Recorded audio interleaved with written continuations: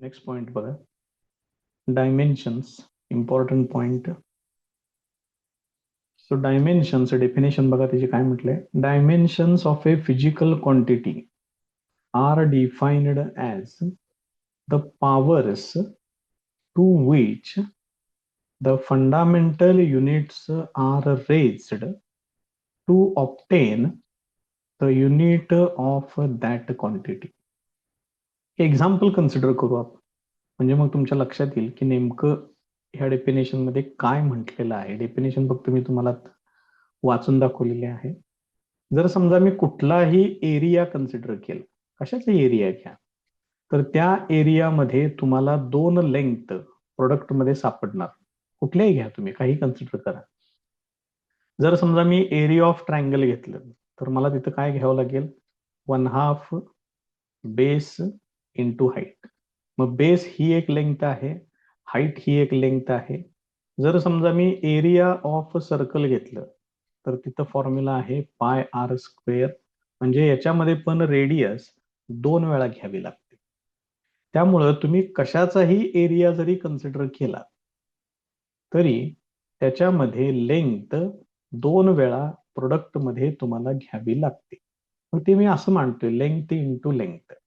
मग हे टोटल किती होणार, हे टोटल होणार L⁻². आता कशाचाही एरिया मेजर करताना त्याच्या मासचा काही संबंध येत नाही, म्हणजे लिहायचं M⁻².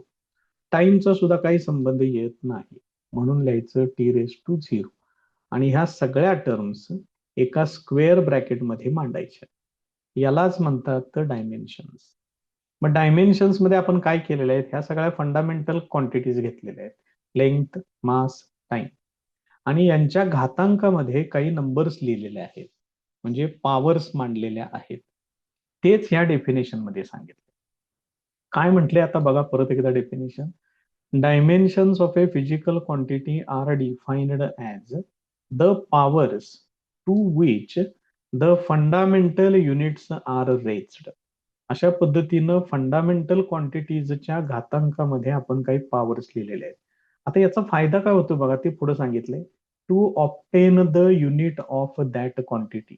या क्वांटिटीचं तुम्हाला युनिट ह्याच्यामध्ये मिळू शकतं. आता बघा, लेंथचं स्क्वेअर आहे इथं.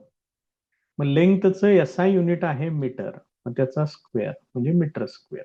एरियासाठी आपण हे SI युनिट वापरतो, मीटरचा स्क्वेअर. मग याच्यामध्ये नोटेशन्स कुठली कुठली वापरायचे आहेत. लेंथसाठी L वापरायचं आहे, माससाठी कॅपिटल M, टाइमसाठी कॅपिटल T, टेम्परेचरसाठी K फॉर केल्व्हिन आहे, करंटसाठी I, ल्युमिनस इंटेन्सिटीसाठी C वापरलेला आहे कॅन्डेला मधलं, आणि अमाऊंट ऑफ सबस्टन्ससाठी मोल वापरायचे. हे डायमेन्शन्स नेहमी स्क्वेअर ब्रॅकेटच्या आत लिहायचे असतात.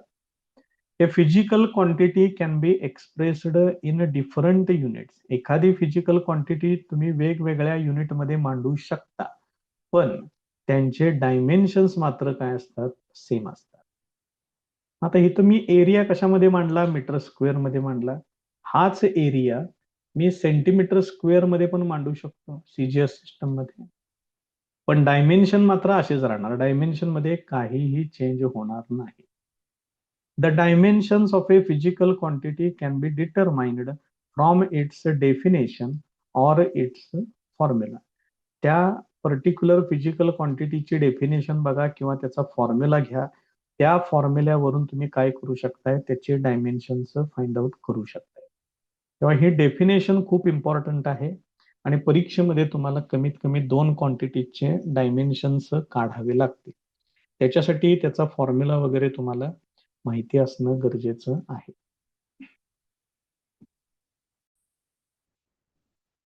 नेक्स्ट क्वांटिटी कन्सिडर केलेली आहे त्यांनी स्पीड. स्पीडचा बेसिक फॉर्म्युला आहे डिस्टन्स डिव्हायडेड बाय टाइम. मग डिस्टन्स म्हणजेच काय असणार आहे, ती एक प्रकारची लेंथ आहे, त्याला मी L लिहितोय. टाइम हा टाइमच आहे, ते असं येणार. मग याचं टोटल कसं येणार, L⁻1 एकदाच आलेलं आहे. टाइम डिव्हायडेड बाय मध्ये एकदाच आहे T⁻−1. टोटल मांडतोय आता. L raise to 1, M raise to 0, T raise to -1 हे असं लिहायचं. हे स्पीडची डायमेन्शन्स होते. बघा कशा पद्धतीनं आहे. मग याच्यावरून तुम्ही त्याचं युनिट पण लिहू शकताय. लेंथ मेजर करतात मीटरमध्ये, टाइम मेजर करतात सेकंद रेस टू -1, म्हणजेच हे काय येणार मीटर पर सेकंद या पद्धतीने. त्यामुळे हे डायमेन्शनचा पॉइंट जो आहे तो व्यवस्थित करा, इम्पॉर्टंट पॉइंट आहे. त्याच्यानंतरचा पॉइंट आहे तो दिलेला आहे त्याने डायमेन्शन्स ऑफ चार्ज. मग चार्ज साठी आपल्याला काय पाहिजे, बेसिक फॉर्म्युला माहित पाहिजे. Current I equal to charge upon time. पाहिजे असलं तर मी हे शब्दामध्ये पण लिहून देतो. Current equal to rate of flow of charge, म्हणजे चार्ज डिव्हायडेड बाय टाइम असं असते. मग याच्यावरून चार्ज इक्वल टू म्हणजेच क्यू इक्वल टू काय येणार बघा बरं, आय इंटू टी येणार. बघा कशा पद्धतीनं आहे ते. मग आत्ताच सांगितलं तुम्हाला की करंटसाठी काय वापरतात, आय वापरायचं आहे करंटसाठी. म्हणजे ह्याची जे डायमेन्शन्स मला जर लिहायचे असतील तर मला हे असं मांडावं लागेल, स्क्वेअर ब्रॅकेटमध्ये I raise to 1, T raise to 1. याच्यामध्ये लेंथ आणि मास यांचा काही संबंध येत नाही, त्यामुळे टोटल असं मांडावं लागेल, L raise to 0, M raise to 0, T raise to 1 आणि आय रेस टू 1. यांना जरा जास्त इम्पॉर्टन्स आहे लेंथ, मास, टाइमला. त्यामुळे ते पहिल्यांदा पुढे लिहावे लागतात आपल्याला. त्याच्यानंतरचा पॉइंट आहे टेम्परेचर ग्रेडियंट.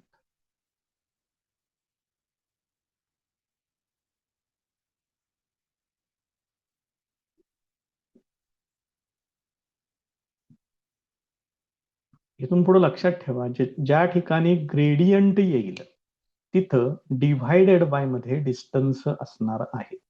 मग हेच टेम्परेचर ग्रेडियंट, म्हणजे तुम्हाला असं लिहावं लागेल, टेम्परेचर पर युनिट लेंथ म्हणजेच टेम्परेचर पर युनिट डिस्टन्स असं लिहितोय. मग टेम्परेचर साठी आपण डायमेन्शन वापरणार आहे कॅपिटल के फॉर केल्विन, आणि डिस्टन्स म्हणजे एक प्रकारची लेंथ आहे, इथं डिव्हायडेड बाय मध्ये येईल. मग टोटल हे किती होणार बघा, एल रेस टू -1, एम चा काहीही संबंध नाही, T raise to 0, K raise to 1. हे त्याचे डायमेन्शन्स येतील. आता याच्यावरून त्याचं जर युनिट तयार करायचं असेल, टेम्परेचरचं युनिट आहे केल्व्हिन आणि हे पर युनिट डिस्टन्स म्हणजे पर मीटर येणार. केल्व्हिन पर मीटर हे तुम्ही असं लिहू शकताय, किंवा केल्व्हिन मीटर रेस टू -1 असं लिहिलं तरी पण चालते, काही अडचण नाही. आता पुढच्या क्वांटिटीज बघा, हळूहळू आता एक एक एक एक इम्पॉर्टंट क्वांटिटीज यायला लागतील. पुढची क्वांटिटी सांगितलेली आहे मोमेंटम. मग मोमेंटमचा बेसिक फॉर्म्युला आहे मास इंटू व्हेलॉसिटी. मग ह्याला जे नोटेशन वापरतात ते पण माहित असू दे. Momentum P equal to mass into velocity. मग व्हेलॉसिटी म्हणजेच काय असते, डिस्टन्स अपॉन टाइम. हे तुमचं तुम्ही कधी कसंही तुम्ही या ठिकाणी तयार करू शकताय, डिस्टन्स अपॉन टाइम. मग हे काय काय येणार बघा बरं, मास एकदा येणार म्हणजे एम रेस टू 1 येणार, डिस्टन्स एकदा येणार एल रेस टू 1, टाइम छेदामध्ये आहे त्यामुळे टी रेस टू -1 हे असं येणार.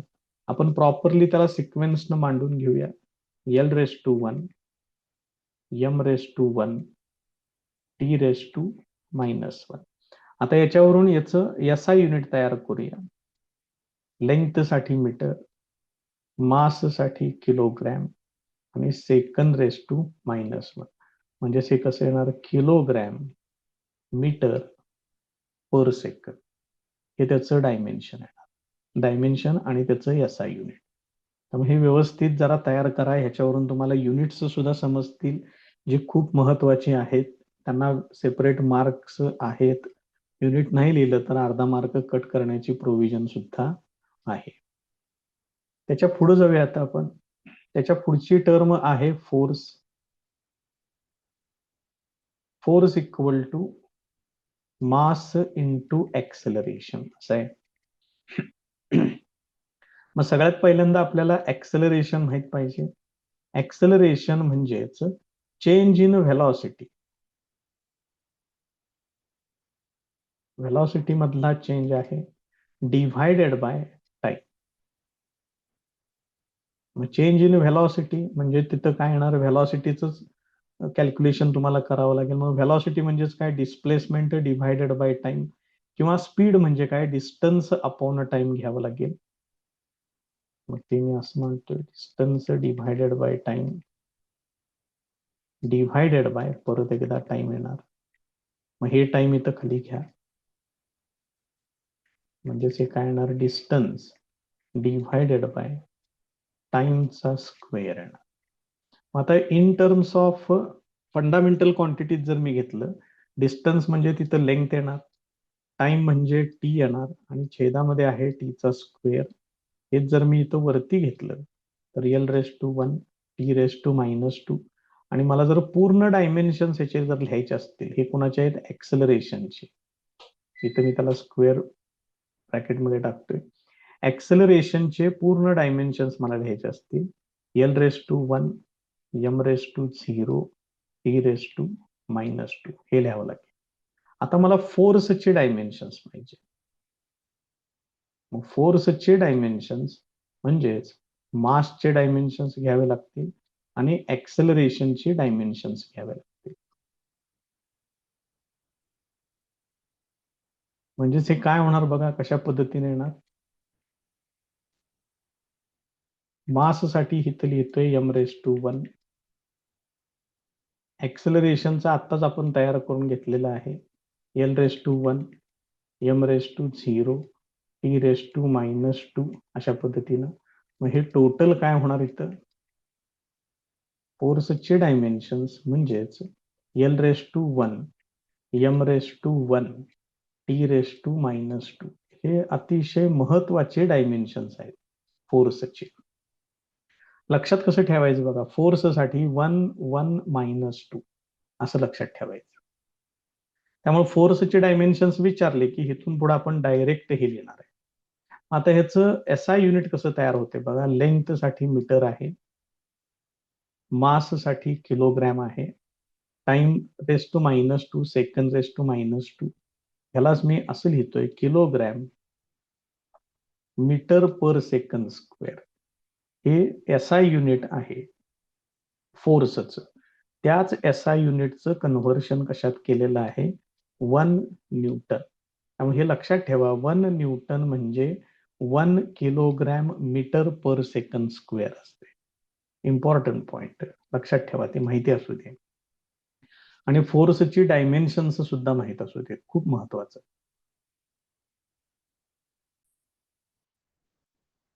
नेक्स्ट क्वांटिटी आहे वर्क डन. मग work done equal to force into displacement, हे असं येणार. मग वर्क डनच्या डायमेन्शन्स साठी आपल्याला सगळ्यांची डायमेन्शन्स घ्यावे लागतील. हे असं जरी मांडलं तरी चालतंय, काय अडचण नाही. मग फोर्स साठी आत्ताच आपण डायमेन्शन्स काय लक्षात ठेवायला सांगितले, 1 1 -2, आणि डिस्प्लेसमेंट म्हणजे फक्त लेंथ आहे, L⁻⁴ M⁻⁴ T⁻². मग हे टोटल किती होते बघा, L⁻⁴ ते होणार L⁻², M⁻⁴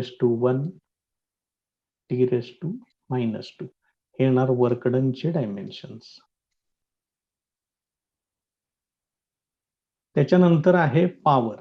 मग पॉवर साठी फॉर्म्युला बघा कशा पद्धतीने आहे, work done divided by time आहे.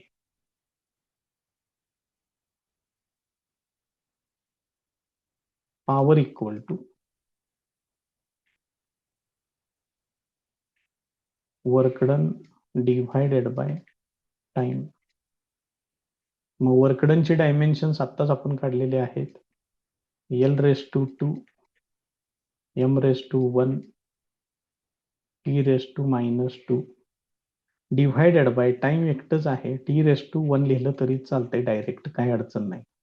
टोटल किती होईल बघा, l⁻2 m⁻1 आणि t⁻−3 येणार इथं. बघा कशा पद्धतीनं आहे. मग हे जे वर्कडन जे आपण मगाशी सांगितलं ते मेजर करतात जूल मध्ये, माहित असू दे, जूल. आणि पॉवर जे आहे ते वॅट मध्ये मेजर करतात, वॅट, किंवा त्याच्यासाठी कॅपिटल W असं सुद्धा नोटेशन यूज करता येतं. नेक्स्ट क्वांटिटी आहे pressure. Pressure equal to force divided by area, force per unit area असं सुद्धा त्याला म्हणतात. मग फोर्सचे डायमेन्शन्स आत्ताच आपण लिहिलेले होते, 1 1 -2 l⁻1 m⁻1 t⁻−2 आणि एरिया म्हणजे लेंथचा स्क्वेअर हे असेल. हे सोडवून टोटल किती होते बघा आता, l⁻1 येणार, m⁻1 येणार, t⁻−2 येणार. म्हणजे 1 - 2 -1 एवढाच बदल, बाकीच्या कशामध्ये काहीही बदल नाही. याचं SI युनिट तुम्ही इथल्या इथं लिहू शकताय. फोर्स न्यूटन मध्ये मेजर करतात, एरिया मेजर करतात मीटर स्क्वेअर मध्ये. या पद्धतीनं याचे डायमेन्शन्स आणि याचं SI युनिट येणार. पुढची फिजिकल क्वांटिटी आहे डेन्सिटी. मग डेन्सिटी म्हणजेच काय, मास पर युनिट व्हॉल्यूम, म्हणजेच मास डिव्हायडेड बाय व्हॉल्यूम. मग याच्यामध्ये आता मास साठी m⁻1 येणार, तेवढंच घ्यायचं फक्त. आणि व्हॉल्यूम म्हणजे लेंथचा क्यूब असतो, 3 लेंथ प्रोडक्ट मध्ये येतात. मग हे टोटल किती होणार बघा आता, l⁻−3 येणार, m⁻1 येणार, टाइमचा काही संबंध येत नाही, t⁻0 येणार. हे त्याचे डायमेन्शन्स झाले. याचं SI युनिट पाहिजे असेल, मास मेजर करतात किलोग्रॅम मध्ये, व्हॉल्यूम मेजर करतात मीटर क्यूब मध्ये, या पद्धतीने. त्यामुळे हे डायमेन्शन्स तेवढे व्यवस्थित करा, इम्पॉर्टंट पॉइंट आहे, परीक्षेमध्ये प्रश्न विचारतात.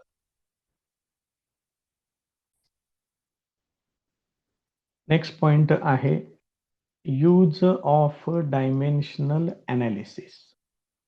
तर बघा ह्याचा कशासाठी यूज होतो ते. फर्स्ट यूज सांगितलेला आहे to verify the truth of a physical equation. आता कुठलंही इक्वेशन मांडताना इथं त्यांनी एक प्रिन्सिपल दिलेलं आहे, ते प्रिन्सिपल सॅटिस्फाय होणं खूप गरजेचं आहे. आणि ते प्रिन्सिपल सॅटिस्फाय होतंय का हे पहिल्यांदा चेक केलं जातं, म्हणजेच हे व्हेरिफिकेशन केलं जातं. आता त्या स्टेटमेंटमध्ये ते जे प्रिन्सिपल आहे, प्रिन्सिपलचं नाव आहे principle of homogeneity of dimensions. Homogeneity म्हणजे एकसारखे असणे. काय एकसारखे असतात, डायमेन्शन्स असतात. त्यांनी त्याचं स्टेटमेंट काय सांगितले बघा, ए physical equation is correct only if dimensions of all the terms on both sides of that equation are same. कोणतंही फिजिकल इक्वेशन करेक्ट आहे असं कन्सिडर केलं जाईल कधी, तर त्या इक्वेशनच्या दोन्ही बाजूला ज्या टर्म्स आहेत सगळ्या टर्मची डायमेन्शन्स सेम पाहिजेत. आणि यालाच म्हणतात principle of homogeneity of dimensions. Important आहे, करून ठेवा. मग याच्यासाठी त्यांनी एक इक्वेशन दिलेलं आहे आपल्याला. इक्वेशन एकदम सिंपल आहे, V equal to U plus AT, हे इक्वेशन आहे. आता सगळ्यात पहिल्यांदा माहित पाहिजे आपल्याला या इक्वेशन मधल्या ह्या ज्या टर्म्स आहेत ह्या टर्म्स काय काय आहेत हे पहिल्यांदा माहित पाहिजे. मग हे आहे व्हेलॉसिटी, आहे फायनल व्हेलॉसिटी. त्यानंतर यू म्हणजे आहे इनिशियल व्हेलॉसिटी. त्यानंतर ए आहे ऍक्सेलरेशन. आणि टी आहे टाइम. पहिल्यांदा हे माहित पाहिजे. मग व्हेलॉसिटीचं तुम्ही डायमेन्शन काढा, ते तुम्ही इथं पण वापरू शकता, इथं पण वापरू शकता, त्यानं काय फरक पडत नाही. मग व्हेलॉसिटीचा फॉर्म्युला आहे डिस्प्लेसमेंट अपॉन टाइम.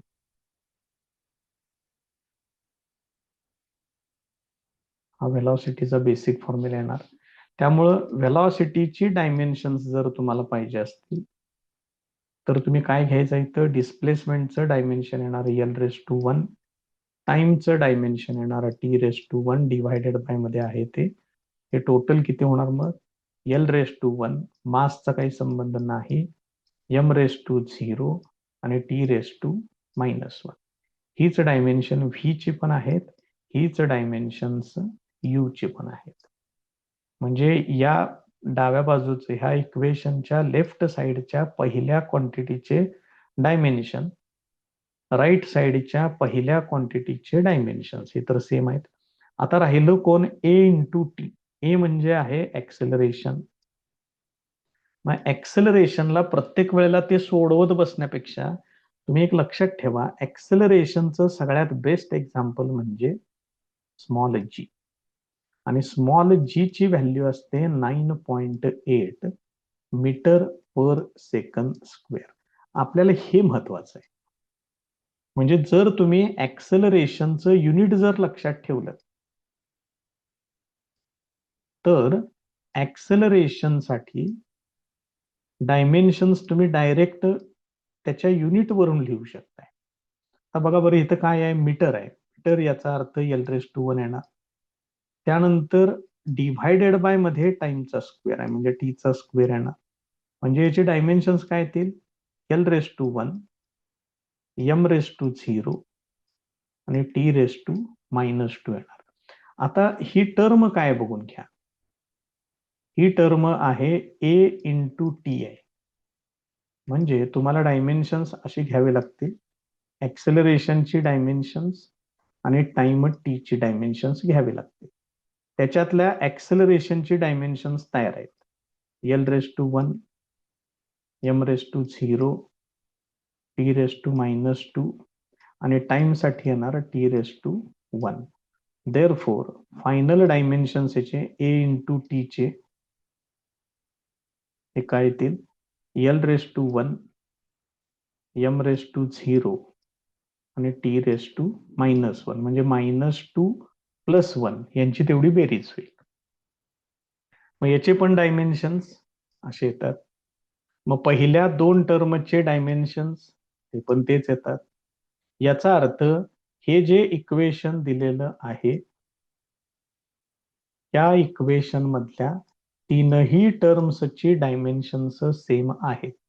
म्हणजेच हे equation principle of homogeneity of dimensions त्याला ओबे करतं. मग हे व्हेरीफाय करण्यासाठी तुम्हाला कशाचा वापर करावा लागतो, या डायमेन्शन्सचा वापर करावा लागतो. हेच त्याचं पहिलं यूज किंवा पहिलं ऍप्लिकेशन त्यांनी सांगितलेलं आहे, ज्याचं नाव आहे to verify the truth of a physical equation. हे युजेस जे आहेत ते करून ठेवा. एखादं सेपरेट यूज तुम्हाला 2 मार्काला त्यांनी विचारू शकतात, मे बी 3 मार्काला पण विचारू शकतात. त्यामुळे हे तयार करून ठेवा. त्याचं नेक्स्ट ऍप्लिकेशन किंवा त्याचं नेक्स्ट यूज आहे to determine the conversion factor. Conversion factor determine करायचं आहे between the units of the same quantity in different systems. म्हणजे फिजिकल क्वांटिटी एकच घ्यायची, मात्र ती फिजिकल क्वांटिटी 2 वेगवेगळ्या सिस्टम्स मध्ये मेजर करायची. मग इथं एक्झाम्पल कोणाचं घेतले बघा, work or energy he physical quantity घेतले. आता वर्क डन SI सिस्टम मध्ये जूल मध्ये मेजर करतात, CGS सिस्टम मध्ये ते अर्ग मध्ये मेजर करतात. शिवाय वर्क डनचे डायमेन्शन्स आपण मगाशी काढलेले आहेत, m⁻⁴, L⁻², T⁻⁻². हे कन्सिडर केलेलं आहे. आता SI सिस्टम मधलं जूल आणि CGS सिस्टम मधलं अर्ग यांच्यात नेमकं रिलेशन काय आहे आपल्याला माहित नाही असं आपण गृहीत धरू. आणि ते आपण सुरुवातीला असं मांडून घेऊ. 1 जूल इक्वल टू एक्स अर्ग असं कन्सिडर करतोय. मग दोन्ही बाजूला वर्कडनच आहे. वर्कडनचीच डायमेन्शन्स आपल्याला या ठिकाणी यूज करायचे आहेत. मग काय आहेत वर्कडनचे dimensions? L raise to 2, M raise to 1, T raise to -2. पहिल्यांदा मी हे दोन्ही बाजूला डायमेन्शन्स आहे असेच लिहून ठेवतोय या पद्धतीनं. आता ही जी डावी बाजू आहे ती SI सिस्टम आहे आणि उजवी बाजू जी आहे ती CGS सिस्टम आहे. आता आपल्याला हे वेगवेगळं ओळखता यावं याच्यासाठी मी काय करतोय, SI सिस्टमला सगळ्यांना नंबर 1 देतोय आणि CGS सिस्टमला सगळ्यांना नंबर 2 देतोय. हे आपण चेंज केलेलं आहे त्याच्यामध्ये. ठीक आहे. मग आता याच्यावरून x इक्वल टू काय येते ते मांडूया. हे बघा x इथं आहे. या टर्मनं इकडे डिव्हाइड करायचं बघा. म्हणजे मग हे कसं होणार बघा. L raise to 2, M raise to 1, T raise to -2. मी जरा थोडस इथलं इरेज करून घेतोय हे या पद्धतीनं. मग इकडून इकडं टर्म येणार आहे. इथं 1 1 1 पाहिजे अंशात. SI सिस्टम आहे. डिव्हायडेड बाय मध्ये हेच येणार. L raise to 2, M raise to 1, T raise to -2. फक्त आता इथं काय येणार, सगळे 2 मधले या पद्धतीने येतील. आता ह्या सगळ्यांना मी एकत्र करून घेतो, म्हणजे सिमिलर टर्म्स ज्या आहेत त्या सगळ्या एकत्र करतोय आणि त्यांचे घातांक तिथं मांडून घेतो. आता इथं बघा, L raise to 1 divided by L raise to 2 दोघांचाही स्क्वेअर आहे.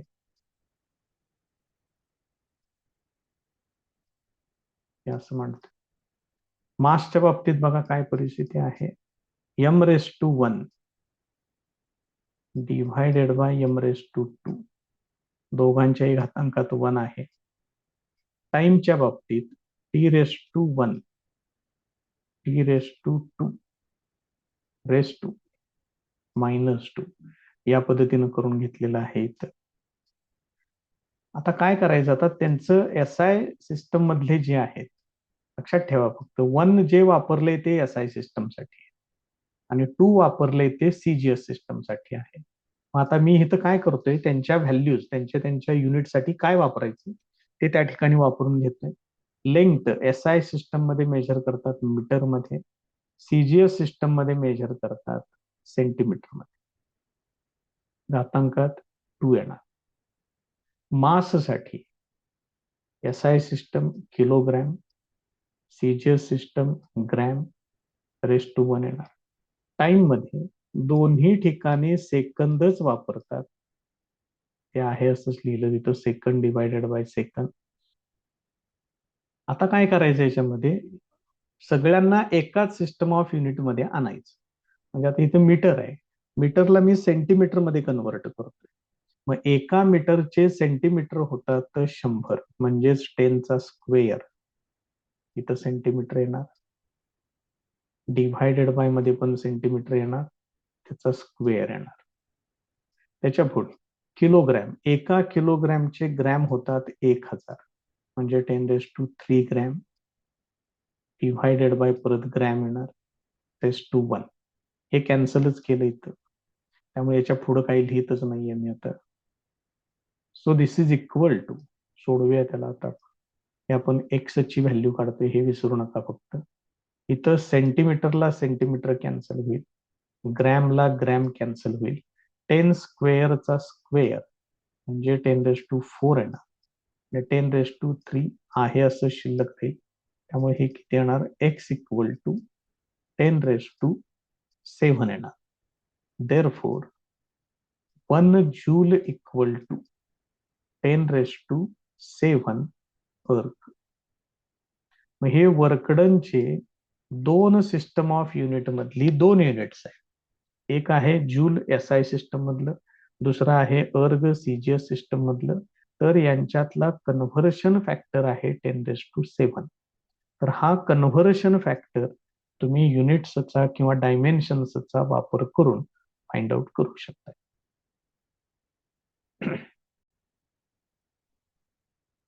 त्याचं थर्ड ऍप्लिकेशन आहे to derive the relation between different physical quantities. वेगवेगळ्या फिजिकल क्वांटिटीज मधलं रिलेशन फाइंड आउट करण्यासाठी सुद्धा त्याचा उपयोग होतो. त्याच्यासाठी आपल्याला एक्झाम्पल कुठलं कन्सिडर करायचं बघा. Time period of a simple pendulum consider करायचं. मग सिंपल पेंडुलमचा टाइम पिरियड जो आहे त्याचा फॉर्म्युला असा आहे. मग आपण सुरुवातीला असं कन्सिडर करूया की आपल्याला माहितीच नाहीये की नेमकं हे रिलेशन कसं आहे. मी इथं असं कन्सिडर करतोय, फक्त आपल्याला एवढंच माहिती आहे की सिंपल पेंड्युलमचा टाइम पिरियड जो आहे तो त्या सिंपल पेंड्युलमच्या लेंथवर अवलंबून असतो. ऍक्सेलरेशन ड्यू टू ग्रॅव्हिटी वरती पण अवलंबून असतो. एवढंच माहिती आहे फक्त आपल्याला. मग मांडायचं कशा पद्धतीनं, तिथे एक कॉन्स्टंट कन्सिडर करतोय की एलच्या घातांकात काय येणार माहिती नाहीये, मी स्मॉल ए कन्सिडर करतोय. जीच्या घातांकात काय येणार ते पण मला माहिती नाहीये, मी ते स्मॉल बी कन्सिडर करतोय. के हा कुठलाही एक डायमेन्शन लेस कॉन्स्टंट असेल. म्हणजे या के ला डायमेन्शन्स नसतात असा तो कॉन्स्टंट तिथं कन्सिडर केलेला आहे. आता बाकीच्या तरी टर्म्स मला माहिती आहेत. हा आहे टाइम, इथं आहे लेंथ, आणि हे आहे ऍक्सेलरेशन ड्यू टू ग्रॅव्हिटी. मग ऍक्सेलरेशन ड्यू टू ग्रॅव्हिटीचं युनिट लक्षात ठेवा म्हणून मगाशी मी सांगितलं होतं मीटर पर सेकंड स्क्वेअर. याच्यावरून तुम्हाला त्याची डायमेन्शन्स लिहिता येते. मी आता डायमेन्शन्स कन्सिडर करतोय. इथं लिहितोय टाइम, त्याची डायमेन्शन्स इज इक्वल टू के ला डायमेन्शन्स नाहीत. मग आता लेंथची डायमेन्शन्स म्हणजे एल असं घेतलं पाहिजे, रेस टू ए घेतलं पाहिजे. ऍक्सेलरेशन ड्यू टू ग्रॅव्हिटी त्याची डायमेन्शन्स इथं रेस टू बी लिहिलं पाहिजे. मग आता कसं येणार बघा. टाइम आहे याचा अर्थ L raise to 0, M raise to 0 आणि टी रेस टू 1 हे एवढे येणार डाव्या बाजूला. उजव्या बाजूला लेंथ आहे फक्त, त्यामुळे L raise to 1, M raise to 0, T raise to 0 असे येणार. याच्या घातांकात येणार ए. आता ऍक्सेलरेशन साठी हे लक्षात ठेवा म्हणून सांगितले. मीटर पर सेकंड स्क्वेअर आहे. मीटर आहे याचा अर्थ एल रेस टू 1 येणार. किलोग्रॅम वगैरे काय नाही आहे, मासचा संबंध नाही, त्यामुळे एम रेस टू 0. टाइमचा स्क्वेअर आहे, डिव्हायडेड बाय मध्ये आहे, त्यामुळे टी रेस टू -2 येणार. घातांकात येणार स्मॉल बी. आता ही उजवी बाजू सोडवून घ्यावी लागेल. हे सगळे घातांकांना आत मल्टिप्लाय करून घ्या. L raise to A, M raise to 0, T raise to 0. इथं पण तेच काम करा. L raise to B, M raise to 0, T raise to -2b असं येणार. टोटल किती होईल बघा आता इथं. L raise to A plus B, घातांकांची बेरीज करा. एम रेस टू 0, दोन्ही ठिकाणी झिरोच आहे, आणि टी रेस टू येणार -2b असं येणार. तोपर्यंत इकडल्या बाजूला बघा काय काय आहे. L raise to 0, M raise to 0 आणि टी रेस टू 1 असं आहे. आता फक्त यांचे घातांक जे काय आहेत ते इक्वेट करायचे, म्हणजे मग तुम्हाला ए आणि बी च्या व्हॅल्यूज मिळतील. Therefore A plus B equal to 0 येणार, आणि टी च्या घातांकातलं बघा काय होणार. -2b इज इक्वल टू 1 येणार. मग याच्यावरून बी इक्वल टू किती येणार बघा. ते येणार -1/2. आता ही -1/2 व्हॅल्यू या इक्वेशन मध्ये वापरायची, म्हणजे ही व्हॅल्यू या इक्वेशन मध्ये यूज करा. काय होईल बघा. मग ए बी ची व्हॅल्यू -1/2 आहे, ते असं येणार. दिस इज इक्वल टू 0. त्याच्यावरून ए इक्वल टू काय होणार 1/2. या व्हॅल्यूज आहेत. आपण पहिल्यांदा इक्वेशन काय लिहिलं होतं बघा, आठवते का. के घेतलं होतं, एल रेस टू ए घेतलं होतं, आणि जी रेस टू पी घेतलं होतं. पाहिजे असलं तर परत एकदा चेक करू आपण इथं. हे बघा इथं इक्वेशन आहे. मग तेच इक्वेशन मी परत एकदा इथं खाली लिहून घेतलेलं आहे, आणि आता याच्यामध्ये ए आणि बी च्या व्हॅल्यूज तेवढ्या वापरतोय. देअरफॉर टी इक्वल टू के आहे असंच ठेवतोय, L⁻⁻⁴ येणार, G⁻⁻⁻⁴ येणार. के जो कॉन्स्टंट आहे, डायमेन्शनलेस कॉन्स्टंट, तो डायमेन्शन वरून व्हेरीफाय करता येत नाही किंवा प्रूव्ह करता येत नाही. तो जर फाइंड आउट करायचा असेल तर एक्सपेरिमेंट परफॉर्म करूनच त्याची व्हॅल्यू डिटरमाइन करावी लागते. मग या फॉर्म्युल्यामध्ये के ची व्हॅल्यू आहे 2π. त्यामुळे हे इक्वेशन असं होईल, टी इक्वल टू 2π L⁻⁻⁴ हे जी ते छेदामध्ये घेतोय, G⁻⁻⁴ हे असेल. म्हणजेच हे काय होणार, 2π या दोघांना एकत्र घेतोय आणि घातांकात लिहितोय 1/2, आणि घातांक 1/2 म्हणजेच स्क्वेअर रूट असते, हे असेल. मग या पद्धतीनं तुम्ही डायमेन्शन्सचा वापर करून तुम्ही अशा पद्धतीनं रिलेशन सुद्धा फाइंड आउट करू शकता. नेक्स्ट पॉइंट आहे लिमिटेशन्स ऑफ डायमेन्शनल अनालिसिस. या डायमेन्शनल अनालिसिसला सुद्धा काही मर्यादा आहेत, काही लिमिटेशन्स आहेत. त्याच्याबद्दल बघा काय सांगितलेलं आहे. पहिलं, मगाशी आपण जे सांगितलं ते, डायमेन्शनलेस कॉन्स्टंट असेल तर त्याची व्हॅल्यू फाइंड आउट करता येत नाही. ती व्हॅल्यू तुम्हाला एक्सपेरिमेंट्स करूनच ठरवावी लागेल. मगाशी आपण जे के इक्वल टू 2π लिहिलं, ही व्हॅल्यू डायमेन्शन वरून कळत नाही. त्याच्यासाठी तुम्हाला तो एक्सपेरिमेंट परत परत परफॉर्म करावा लागेल आणि मग नंतर ठरवावं लागेल की नेमकं के ची व्हॅल्यू काय येते. त्याच्या पुढे काय सांगितले बघा, this dimensional analysis it cannot be used to derive the relations involving trigonometric function, म्हणजे sine cos tan sec cosec cot, त्याच्यासाठी चालत नाही. एक्सपोनेन्शियल फंक्शन म्हणजे e⁻x a⁻x, लोगॅरिथमिक फंक्शन्स म्हणजे ज्याच्यामध्ये लॉग आहे, अशा ठिकाणी तुम्ही हे डायमेन्शनल अनालिसिस वापरू शकत नाही. याचं कारण असं आहे, कारण हे ट्रिग्नोमेट्रिक फंक्शन, एक्सपोनेन्शियल, लोगॅरिथमिक फंक्शन्स यांना डायमेन्शन्स नाहीत. त्याच्या पुढचं आहे, this method is not useful. He method तुम्ही वापरू शकत नाही. कधी? जर तिथला constant of proportionality he dimension less quantity नसेल तर, म्हणजे त्याला डायमेन्शन्स असतील कुणाला, त्या कॉन्स्टंट ऑफ प्रोपोर्शनॅलिटी. आता हे बघा, मगाशी आपण इथं के इक्वल टू 2π सांगितलं, ह्या 2π ला डायमेन्शन्स नाहीत. मात्र जर तुम्ही न्यूटन्स लॉ ऑफ ग्रॅव्हिटेशन जर घेतला,